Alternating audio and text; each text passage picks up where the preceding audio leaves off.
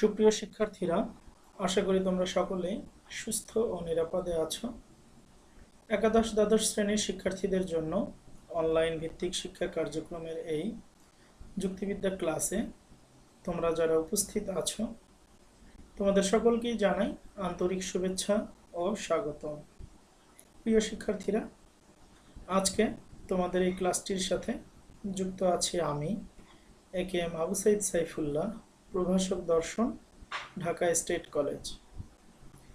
তো শিক্ষার্থীরা, ক্লাসটির শুরুতেই আমরা পাঠ পরিচিতিটি জানব। আমরা যুক্তিবিদ্যা দ্বিতীয় পত্রের পঞ্চম অধ্যায়টি নিয়ে আলোচনা করছিলাম। অধ্যায়টির নাম হলো কার্যকারণ সম্পর্ক প্রমাণ পদ্ধতি। আজকে এই ক্লাসটির উপর বা আজকে এই অধ্যায়টির উপর আমাদের চতুর্থ ক্লাসটি অনুষ্ঠিত হচ্ছে। তো ক্লাসটির শুরুতেই গত ক্লাসের আলোচ্য বিষয় থেকে আমি তোমাদের কিছু পূর্বজ্ঞান যাচাই করব। আশা করি গত ক্লাসের পড়াগুলো তোমাদের স্মরণে আছে এবং তোমরা আমার এই প্রশ্নগুলোর সঠিক উত্তর দিতে সক্ষম হবে। তো তোমাদের নিকট আমার প্রথম প্রশ্নটি হলো, ব্যতিরেকী পদ্ধতির সুবিধা কি? হ্যাঁ, ব্যতিরেকী পদ্ধতিতে মাত্র দুটি দৃষ্টান্ত প্রয়োজন এবং একটি পরীক্ষণের পদ্ধতি হওয়ায় এর সিদ্ধান্ত নিশ্চিত ও নির্ভরযোগ্য হয়। তোমরা ঠিকই বলেছ। এই পর্যায়ে আরেকটি প্রশ্ন হলো, কাকতালীয় ত্রুটি কি? এটা আমরা ব্যতিরেকী পদ্ধতিতে পড়েছিলাম যে ব্যতিরেকী পদ্ধতির অপপ্রয়োগে কাকতালীয় ত্রুটি ঘটে। তো এবারের প্রশ্নটি হলো, এই ত্রুটিটি কি? কোনো পরিবর্তনশীল বা অবান্তর পূর্ববর্তী ঘটনাকে কোনো কার্যের কারণ বলে অনুমান করলে যে ত্রুটির উদ্ভব হয় তাকে কাকতালীয় অনুপপত্তি বা ত্রুটি বলে। হ্যাঁ, উত্তরটি সঠিক হয়েছে। তো শিক্ষার্থীরা, আজকের পাঠ ঘোষণার পালা। এবার আজকে আমরা যে বিষয়টি নিয়ে আলোচনা করব সেটি হবে অন্বয়ী ও ব্যতিরেকী পদ্ধতির তুলনামূলক আলোচনা। আমরা অন্বয়ী পদ্ধতি সম্পর্কে জেনেছি, ব্যতিরেকী পদ্ধতি সম্পর্কেও জেনেছি। আজকে এই দুটোর মধ্যে তুলনামূলক একটি আলোচনা আমরা করব। তো প্রত্যাশা করা যায় এই আলোচনা থেকে তোমরা যে শিখন ফলগুলো অর্জন করবে তার মধ্যে একটি হলো অন্বয়ী পদ্ধতির প্রকৃতি তোমরা ব্যাখ্যা করতে পারবে, ব্যতিরেকী পদ্ধতির প্রকৃতি তোমরা ব্যাখ্যা করতে পারবে, অন্বয়ী ও ব্যতিরেকী পদ্ধতির সুবিধা অসুবিধাগুলো বর্ণনা করতে পারবে এবং অন্বয়ী ও ব্যতিরেকী পদ্ধতির মধ্যে পার্থক্য বিশ্লেষণ করতে পারবে। তো চলো এই পর্যায়ে আমরা মূল আলোচনায় যাই। প্রথমে আমরা অন্বয়ী পদ্ধতিটি নিয়ে পুনরায় একটু আলোচনা করব আজকের ক্লাসের সুবিধার্থে। তো অন্বয়ী পদ্ধতি সম্পর্কে আমরা যেটা বলছি সেটা হলো, অন্বয় শব্দের অর্থ মিল, আর এদিক দিয়ে অন্বয়ী পদ্ধতির অর্থ হচ্ছে মিলের পদ্ধতি। এই পদ্ধতিতে দুই বা ততোধিক দৃষ্টান্তে আলোচ্য ঘটনার সাথে নিয়ত অন্য একটি অবস্থা উপস্থিত থাকে, আর অন্যান্য দৃষ্টান্তে প্রত্যেক দৃষ্টান্তেই অবস্থাটি ভিন্ন থাকে। যে অবস্থার সাথে প্রত্যেক দৃষ্টান্তে মিল থাকে সেই মিল লক্ষ্য করে সিদ্ধান্ত করা হয় যে আলোচ্য ঘটনার সাথে উক্ত অবস্থার কোনো কার্যকারণ সম্পর্ক আছে। এ পদ্ধতিতে নিরীক্ষণের সাহায্যে ভিন্ন ভিন্ন দৃষ্টান্তগুলো পরস্পরের সাথে তুলনা করে তাদের মধ্যকার মিল খোঁজা হয়, আর এজন্য এ পদ্ধতিকে অন্বয়ী বা মিলের পদ্ধতি বলা হয়।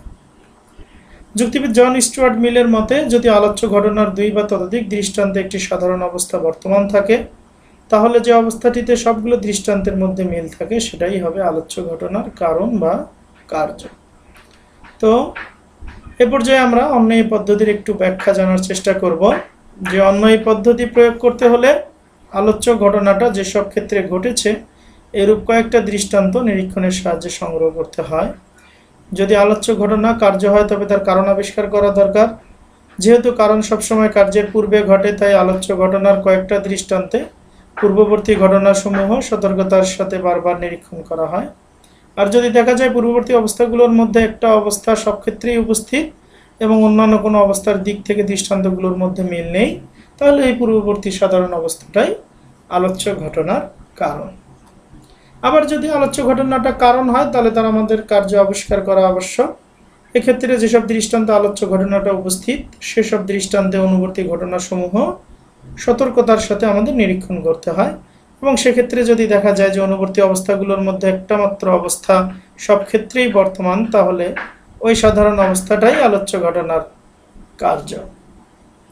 তো অন্য এই পদ্ধতির ক্ষেত্রে আমরা যে সাংকেতিক উদাহরণটি দিতে পারি সেটি এরকম, যে পূর্ববর্তী ঘটনা এবং অনুবর্তী ঘটনা দুটোর মধ্যে আমরা এখানে লক্ষ্য করি যে পূর্বে ঘটেছে যেমন ক খ গ, যার ফলে অনুবর্তী ঘটনা প ফ ব এগুলোও ঘটেছে।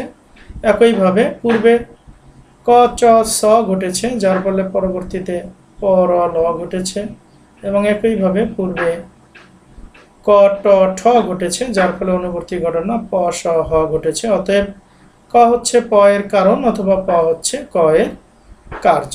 তো এটার ক্ষেত্রে আমরা যদি বাস্তব উদাহরণ দিতে যাই, সেখানে আমরা দেখতে পাবো যে ধরা যাক ম্যালেরিয়া রোগের কারণ আবিষ্কার করতে হবে।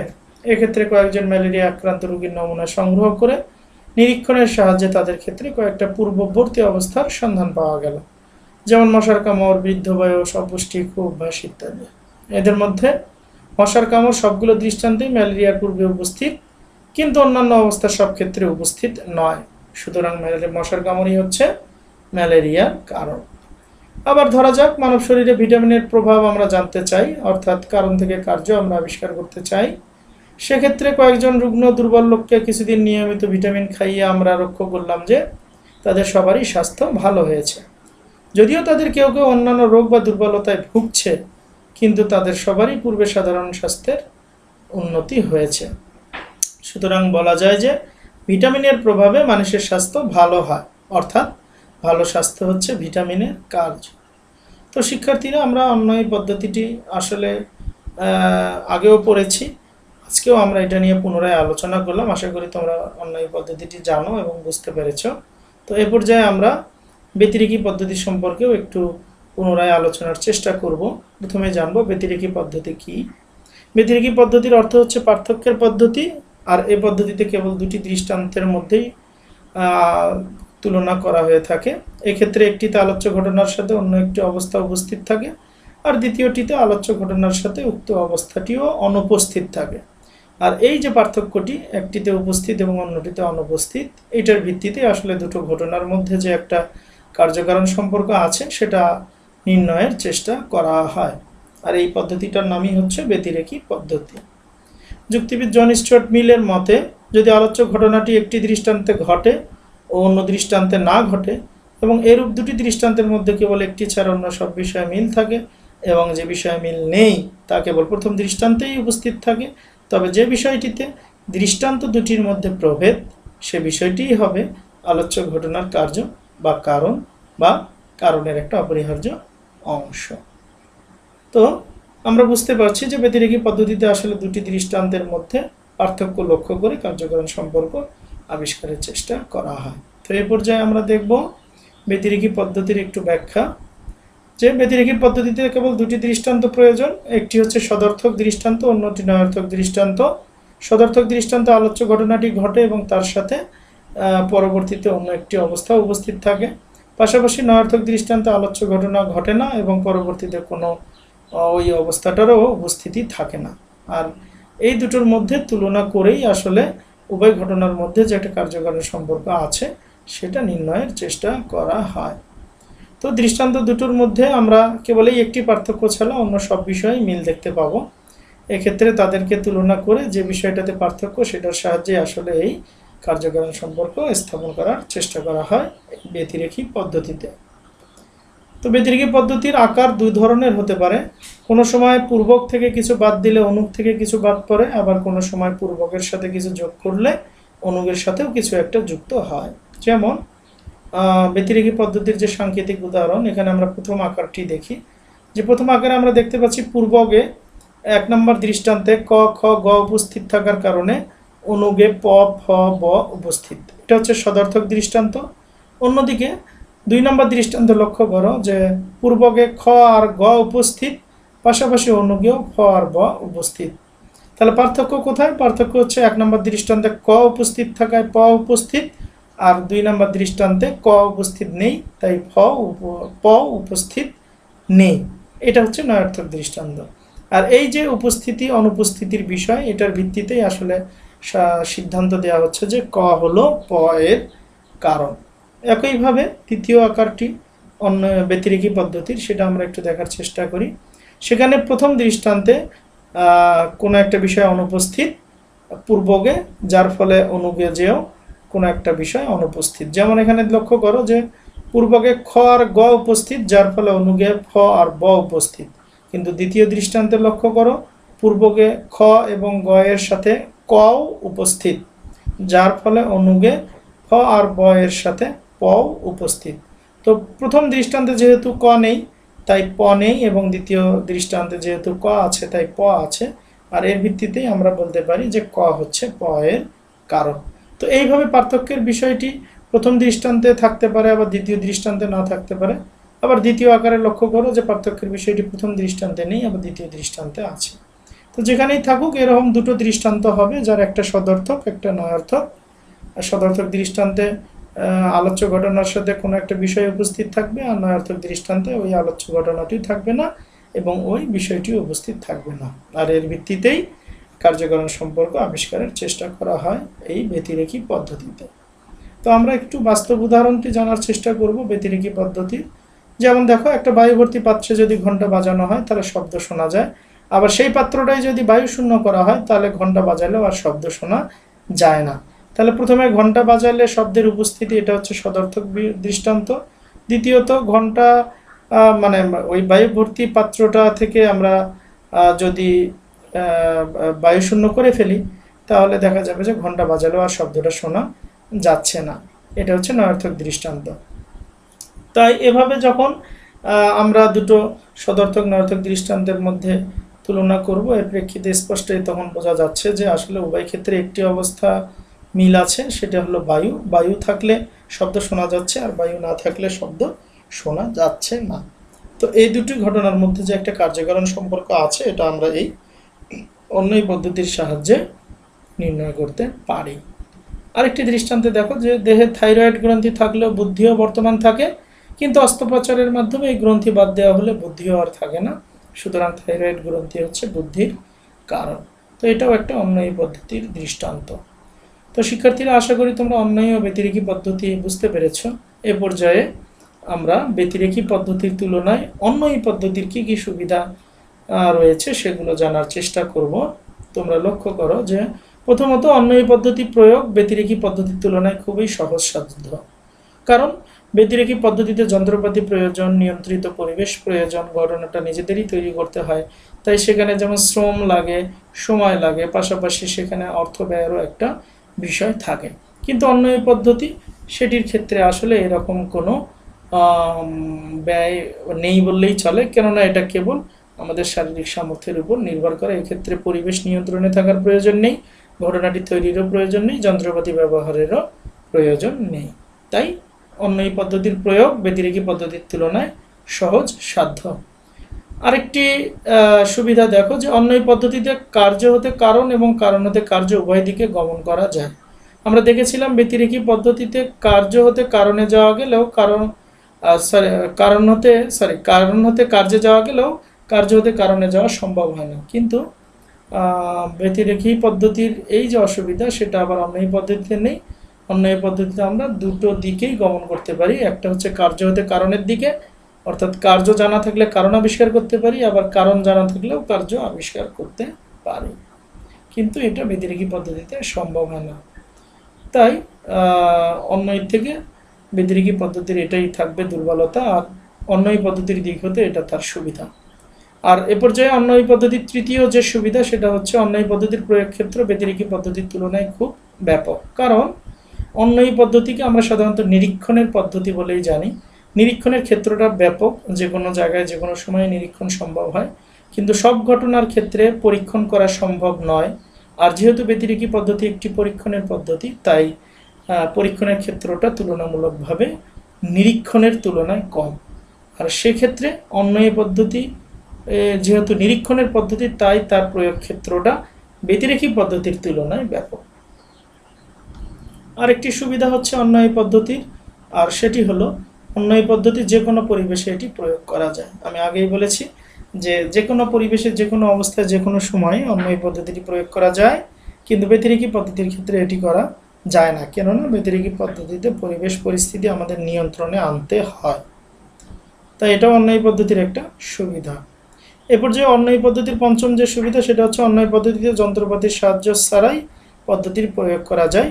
এটি কেবল আমাদের শারীরিক সামর্থ্যের উপরে নির্ভর করে। এক্ষেত্রে আমরা যন্ত্রপাতির ছাড়াই আসলে অন্যায় পদ্ধতিটা প্রয়োগ করতে পারি, কেবল নিরীক্ষণের উপর নির্ভর করে। তো এগুলো ছিল ব্যতিরেকি পদ্ধতির তুলনায় অন্যায় পদ্ধতির সুবিধা। এ পর্যায়ে জানবো ব্যতিরেকি পদ্ধতির তুলনায় আবার অন্যায় পদ্ধতির অসুবিধা। তো প্রথম যে অসুবিধা সেটা হচ্ছে অন্যায় পদ্ধতির সাহায্যে নিশ্চিত সিদ্ধান্ত স্থাপন করা যায় না, কারণ অন্যায় পদ্ধতি যেহেতু নিরীক্ষণের পদ্ধতি, এক্ষেত্রে কিছু ত্রুটি থেকে যায়, যার ফলে নিশ্চিত সিদ্ধান্ত অন্যায় পদ্ধতির সাহায্যে আমরা পাই না, যেটা আমরা ব্যতিরেকি পদ্ধতিতে পেয়ে থাকি। আরেকটা হলো অন্যায় পদ্ধতির ক্ষেত্রে ব্যবহারিক অপূর্ণতা থেকে যায়, অর্থাৎ এই পদ্ধতিটা যখন আমরা ব্যবহার করি সেক্ষেত্রে অনেকগুলো দৃষ্টান্তের প্রয়োজন হয়, কিন্তু সবগুলো দৃষ্টান্ত অনেক সময় আমাদের দেখার সুযোগ হয় না, তাই এই ব্যবহারিক অপূর্ণতাটা অন্যায় পদ্ধতির ক্ষেত্রে রয়ে যায়। আরেকটি অসুবিধা অন্যায় পদ্ধতির, আর সেটি হলো অন্যায় পদ্ধতি কার্যকারণ সম্পর্ককে প্রমাণ করতে পারে না। অর্থাৎ অন্যায় পদ্ধতি দ্বারা কার্যকারণ সম্পর্ক দুটো ঘটনার মধ্যে যে আছে সেটার ইঙ্গিত পাওয়া যায় বা আবিষ্কার করা যায়, কিন্তু সেটা অরিজিনালি যে কার্যকারণ সম্পর্ক সেটার প্রমাণ অন্যায় পদ্ধতির সাহায্যে দেয়া সম্ভব হয় না। তাই বলা হয় অন্যায় পদ্ধতি কার্যকারণ সম্পর্ককে প্রমাণ করতে পারে না। এ পর্যায়ে দেখি অন্যায় পদ্ধতির চতুর্থ অসুবিধা, আর সেটা হচ্ছে অন্যায় পদ্ধতির সঠিক প্রয়োগের জন্য প্রচুর দৃষ্টান্তের প্রয়োজন হয়। অর্থাৎ ব্যতিরেকি পদ্ধতিতে কেবল দুটি দৃষ্টান্ত লাগে, কিন্তু অন্যায় পদ্ধতিতে যত দৃষ্টান্ত সংখ্যা বাড়বে এর সিদ্ধান্তের সত্য হওয়ার সম্ভাবনা তত বাড়ে। তাই অন্যায় পদ্ধতির ক্ষেত্রে দৃষ্টান্তের প্রয়োজন হয় বেশি। এটা একটা অন্যায় পদ্ধতির অসুবিধা। এবং অন্যায় পদ্ধতির পঞ্চম যে অসুবিধা সেটা হলো অন্যায় পদ্ধতির সাহায্যে কার্যকারণ সম্পর্ক থেকে সহ অবস্থান সম্পর্ককে পৃথক করা যায় না। অর্থাৎ দুটো ঘটনা যে একই সাথে ঘটে এবং নিরীক্ষণের সাহায্যে যখন আমরা সে দুটো ঘটনাকে দেখি তখন দুটোকে আসলে একটা আরেকটার আগে পরে ঘটতে দেখে আমরা কার্যকারণ সম্পর্ক অনুমান করে ফেলি, আর সেটা ঘটে আসলে ভুলবশত। তাই বলা হয় অন্যায় পদ্ধতির সাহায্যে কার্যকারণ সম্পর্ক থেকে সহ অবস্থান সম্পর্ককে পৃথক করা যায় না। এটা হচ্ছে অন্যায় পদ্ধতির একটা অসুবিধা। তো এ পর্যায়ে আমরা দেখব অন্যায় পদ্ধতির তুলনায় এবার ব্যতিরেকি পদ্ধতির সুবিধা, সেগুলো কি কি। প্রথমত, ব্যতিরেকি পদ্ধতির সাহায্যে নিশ্চিত সিদ্ধান্ত স্থাপন করা যায়। নিশ্চিত সিদ্ধান্ত বলতে আমরা আগে বলেছি যে এটা যেহেতু পরীক্ষণের পদ্ধতি তাই এর সিদ্ধান্ত হয় নিশ্চিত। এছাড়া ব্যতিরেকি পদ্ধতির আরেকটি সুবিধা সেটি হচ্ছে ব্যতিরেকি পদ্ধতির সাহায্যে দুটো ঘটনার মধ্যে কার্যকারণ সম্পর্ক আবিষ্কার ও প্রমাণ উভয়ই করা যায়।